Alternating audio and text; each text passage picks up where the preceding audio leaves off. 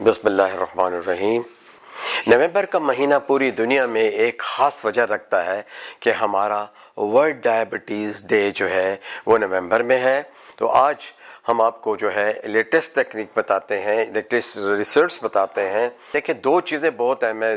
ذیابیطس کے علاج میں، اور وہ اس میں ڈاکٹر بھی کئی دفعہ فیل ہو جاتے ہیں، مریض تو یقیناً طور پہ فیل ہوتا ہے، اور اگر ادویات جو ہیں وہ جو ہے غلط ہیں یا خدا نخواستہ جو ہے کم پوٹنسی کے ہیں یا مستند کمپنیاں نہیں ہیں تو وہ بھی اس کا باعث بنتی ہیں۔ اب ذیابیطس جن خاندانوں میں ہے، ماں باپ کو اگر ہے تو زیادہ احتیاط کی ضرورت۔ تو اس وقت دنیا کے اندر جو ہے 30 ملین سے زیادہ لوگ جو ہیں وہ مستند طور پہ ڈائیگنوز ہو چکے ہوئے ہیں کہ ان کو ذیابیطس ہے، چاہے وہ علاج کر رہے ہیں کہ نہیں کر رہے۔ ہو سکتا ہے کہ یہ پروگرام جب تک آپ کی نظر سے گزرے تو اگر نئی جو ریسرچ ہے 2017 کے بعد کی تو یہ ہو سکتا ہے کہ 40 ملین ہو چکے ہوں، جبکہ 83 ملین لوگ ذیابیطس کے قریب ہیں، ان کو ذیابیطس ہونے والی ہے۔ ان کی علامات ایسی ہیں یا خاندانی یا موروثی وجوہات ایسی ہیں، یا وہ اس قسم کی ادویات یا اس قسم کا نشہ استعمال کرتے ہیں، یا وہ جو ہے بالکل ورزش نہیں کرتے، موٹاپے کا شکار ہے، ہائپر کولیسٹریمیا ہے، ہائپر ٹرائیگلیسیریڈیمیا ہے، خون میں ہر قسم کی ٹاکسک چربی زیادہ ہے، یورک ایسڈ زیادہ ہے، بلڈ پریشر ہے۔ یہ ساری چیزیں بھی کاؤنٹ کرتی ہیں کہ آپ جو ہے ذیابیطس کا شکار ہو سکتے ہو۔ تو ذیابیطس کے خطرے میں جو پہلی قسم ہے ڈائبٹیز ٹائپ 1، اس میں تو اللہ نہ کرے بہت ہی سیریس بیماری اس لیے ہے کہ شاید جو بچہ پیدا ہوتا ہے تو پیدائش کے وقت بھی اس کے بہت تھوڑے سیلز ہوتے ہیں جو کہ انسولین بنا رہے ہوتے ہیں پینکریاس میں، اور وقت کے ساتھ ساتھ 3-4 سال میں وہ بھی ختم ہو جاتے ہیں۔ تو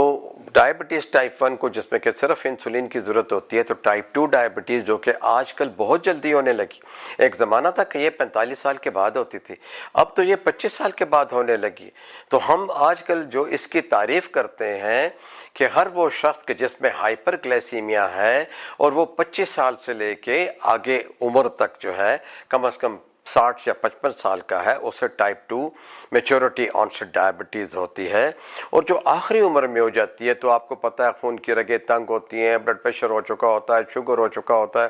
جوڑوں کے درد ہوتے ہیں، ایسٹمیٹک ہوتے ہیں، سینے کے امراض ہوتے ہیں ان کو، تو جس کی وجہ سے وہ اسٹیرائڈ بھی لیتے ہیں، پین کلرز بھی لیتے ہیں۔ اس وجہ سے بھی جو ہے ان کو جو ہے ذیابیطس ایلڈرلی لوگوں میں ہو جاتی ہے، جیسے ان کو بلڈ پریشر ہو جاتا ہے اسی طرح ایلڈرلی میں، اور ان لوگوں کا پتہ بھی نہیں چلتا۔ ایسے لوگوں کو ادویات ہم نہیں دیتے، ایسے لوگوں کو صرف غذا سے ٹھیک کرتے ہیں۔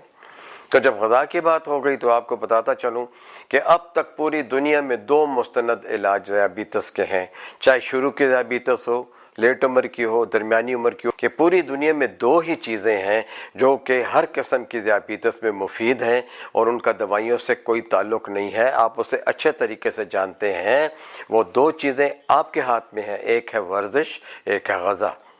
تو علاج بالغذا اور علاج ورزش کے ساتھ۔ ورزش کا مطلب ہے متحرک رہنا، بھاگ دوڑ کرنا، ورزش کرنا، یوگا کرنا، ڈیپ بریتھنگ کرنا، مسلز کو گیمز میں جانا، مسلز کو ٹائٹ کرنا، ریلیکس کرنا، زندگی متحرک ہونے کا نام ہے۔ دوسری ہے غذا۔ غذا میں جتنی چیزیں بھی آرٹیفیشل ہیں وہ ذیابیطس کا باعث بنتی ہیں، جتنی دوائیاں ہیں 50% دوائیاں ذیابیطس کا باعث بنتی ہیں، گھریلو جھگڑے ذیابیطس کا باعث بنتے ہیں، نفسیاتی دباؤ جو ہے یہ جو ہے اس کی شوگر ڈائبٹیز کا باعث بنتا ہے۔ تو پری ڈائبٹیز کے سلسلے میں آپ کو آج غذا بتاتے ہیں کہ وہ تمام غذائیں جو کہ سبزیوں میں آتی ہیں، جو کہ دالوں میں آتی ہیں، جو کہ اناج میں آتی ہیں، یہ سب کی سب جو ہے ذیابیطس کو روکتی بھی ہیں، اس کی کمپلیکیشن کو بھی دور کرتی ہیں۔ اور کمپلیکیشن کیا ہے؟ دیکھیں، کسی کو بھی شوگر ہو گئی یا پری ڈائبٹیز ہے، اس کو اسی وقت سے سائیڈ ایفیکٹ آنکھوں میں، ٹیسٹیکلز میں، اووریز میں، کانوں میں، جگر میں، دل میں، دماغ میں، غرض کسی ایک آرگن کو بھی جو ہے وہ گردوں میں یہ پڑنا شروع ہو جاتے ہیں۔ آپ اگر ڈاکٹر کے پاس جاتے ہو، چاہے وہ کوئی علامت ہو، سستی کی ہو، کاہلی کی ہو، بدن میں درد ہوتا ہو، منہ زیادہ خشک ہوتا ہو، یا کبھی بلڈ پریشر ہائی ہے، شوگر کا بھی پتہ نہیں ہے لیکن خاندان میں ہے، تو ڈاکٹر کو فیملی ہسٹری لینی چاہیے۔ تو پہلی بات یہ ہے کہ آپ کا بلڈ شوگر لیول جو ہے وہ 110 سے 126 کے درمیان ہوگا، کہ پری ڈائبٹیز کے لوگ 110 فاسٹنگ شوگر سے لے کے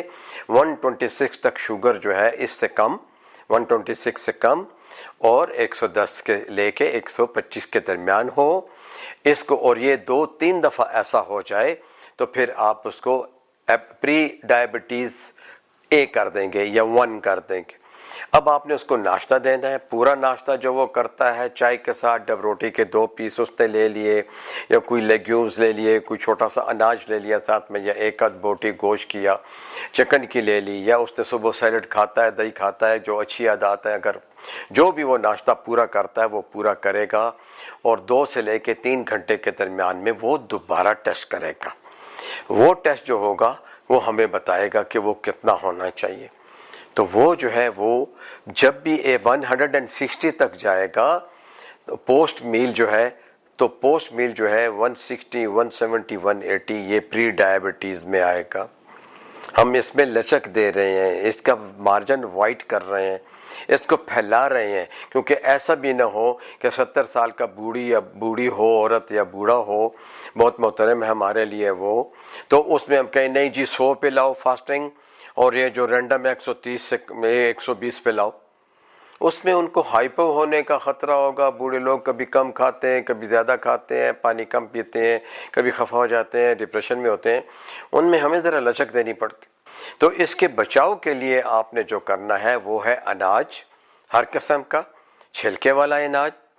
دیکھیں لوبیا کے ساتھ چھلکا ہوتا ہے، چھولے جو ہوتے ہیں اس کا چھلکا ہوتا ہے، چنے بھی ہیں لیکن ساتھ میں دلیا ہے، ہول ویٹ ہے یعنی بغیر چھنے ہوئے آٹے کی روٹی ہے، بغیر چھنے ہوئے جوار کی روٹی ہے، آپ باجرے کی روٹی بھی کھا سکتے ہیں، آپ جو ہے شکرکندی بھی ابلی ہوئی کھا سکتے ہیں اپنے کھانے میں، آپ جو ہے کمپلیکس کاربوہائیڈریٹ جو ہے چقندر میں ہے،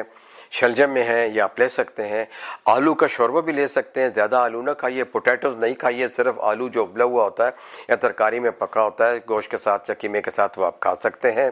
اس طرح آپ سارے پھل، سارے اناج، سارے سیلڈز کھا سکتے ہیں، انہیں مکس کریں، اس میں آلیو آئل ڈالیں، سیلڈ کی بڑی باؤل بنائیں، پیاز ڈالیں، ٹماٹر ڈالیں، ہری پیاز ہے اس میں، اس کے ساتھ ہرے جو ہے کیا کہتے ہیں لہسن ہے، ادرک ہے، پھر آپ کے جو ہے ڈرائی فروٹس میں جو ہے وہ کاجو ہے، اخروٹ ہے، بادام ہے، اور شیئر سیڈز ہیں، وہ آپ کھا سکتے ہیں، وہ آپ پی سکتے ہیں، اس کا پیسٹ بنا کے کھا لیجئے، اس کا شربت بنا کے لے لیجئے، تخم ملنگا لیجئے، اس پہ غول کا چھلکا لے لیجئے، یہ فائبرز میں آتے ہیں۔ اور شربت آپ نے چھوڑنے ہیں، مشروب آپ نے چھوڑنے ہیں، چینی آپ نے چھوڑنی ہے۔ تو بند گوبھی ہے، پھول گوبھی ہے، یہ آپ کھا سکتے ہیں، کھیرا کھا سکتے ہیں، پھر آپ بلو بیریز کھا سکتے ہیں، بیریز ساری آپ کھا سکتے ہیں، لیکن جو چیزیں آپ کی شوگر کو کنٹرول کرتی ہیں، آہستہ آہستہ آپ کے بدن میں جاتی ہیں، ان کا گلائسیمک انڈیکس جو ہے وہ آپ کے خوراک کو خراب نہیں کرے گا۔ تو اگر آپ نے شربت چھوڑ دیے، چینی چھوڑ دی، مشروبات چھوڑ دیے، اور بیکری کا سامان اور مٹھائیوں کا سامان چھوڑ دیا تو باقی چیزیں تو جائز ہیں، لیکن ایک شرط ہے کہ وقت پہ کھانا کھانا ہے، بے وقت نہیں کھانا، کھانا پورا کھانا ہے، ورزش کرنی ہے، اور ڈائٹ چارٹ کو فالو کرنا ہے۔ اگر خدا نخواستہ آپ ذیابیطس کے مریض ہو گئے ہیں تو پھر اس کی اسپیسیفک ڈائٹ ہوگی، اس کا علاج ہوگا جو کہ آپ کا فیملی مالج کرے گا۔ آپ اس مرض کو روک سکتے ہیں، آنکھوں کی بیماری کو، جلد کی بیماری کو، بالوں کی بیماری کو، دل کی بیماری کو، ہر غرض کوئی بھی چیز ہو جائے اور شوگر کنٹرول نہ ہو تو ڈاکٹر آپ کو یہی کہے گا کہ یہ آپ کے ذیابیطس کی کمپلیکیشن کی وجہ سے ہو رہا ہے۔ موٹی موٹی کمپلیکیشن میں یہ ہے کہ پیروں کے انگوٹھوں میں ورم اور خون کے رگیں تنگ ہو جائیں تو خدا نخواستہ پیر کی انگلیاں کاٹنی پڑ جاتی ہیں، ہارٹ اٹیک ہو سکتا ہے، فالج ہو سکتا ہے، آنکھوں کی نظر جا سکتی ہے، گردے فیل ہو سکتے ہیں۔ تو آپ برائے مہربانی پری ڈائبٹیز کو پہچانیے، اور آنے والے 5 سال میں اپنے دوستوں، اپنے گھر والوں، سب لوگوں کو کہیں کہ ڈاکٹر کے پاس جا کے اسپیشل کیمپس میں، پری ڈائبٹیز کیمپس کے اندر جو کہ میرے کلینک پہ بھی ہوتا ہے، آپ پری ڈائبٹیز کو ایمفیسائز کریں، اس پہ زور دیں کہ ڈاکٹر صاحب ہمیں بتائیے کہ پری ہائپر ٹینشن کیا ہے کہ جو ہمیں آئندہ بلڈ پریشر دے سکتی ہے، اور پری ڈائبٹیز کیا ہے کہ جس سے ہم ذیابیطس کا شکار ہو سکتے ہیں۔ شکریہ۔